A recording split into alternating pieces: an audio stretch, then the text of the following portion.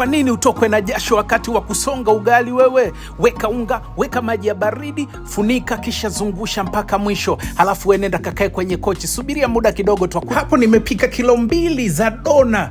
Huu hapa ni ugali wa dona, ugali ule wa Kisukuma, ugali ambao umeshiba. Aisee, ugali ni mzito. Sasa ukitaka kupika mwepesi utaweza kupika. Sasa hapa nimekuonyesha ubora kwamba inaweza kupika kila aina ya ugali, na ugali wetu umeiva vizuri kabisa. Hakuna kusema huo haujaiva, umeiva vizuri kabisa, usishangae. Sasa unaweza pia ukapikia maharage. Hii ni multi-purpose, inapika kila kitu. Haya, twende tukapike sembe, ugali mweupe. Weka maji ya baridi kabisa, wala usijali. Kisha ugali wako unaanza kufanywa process. Kama unavyoona tayari ugali pia ni mzito, mgumu.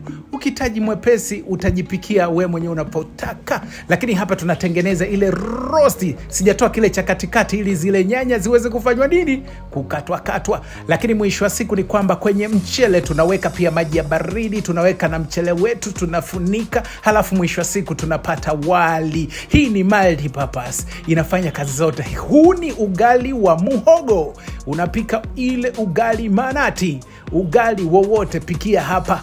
Hapo tumekuonyesha ubora wa hiki kifaa. Tuna rangi nyeusi na rangi nyekundu. Ukubwa ni lita 6.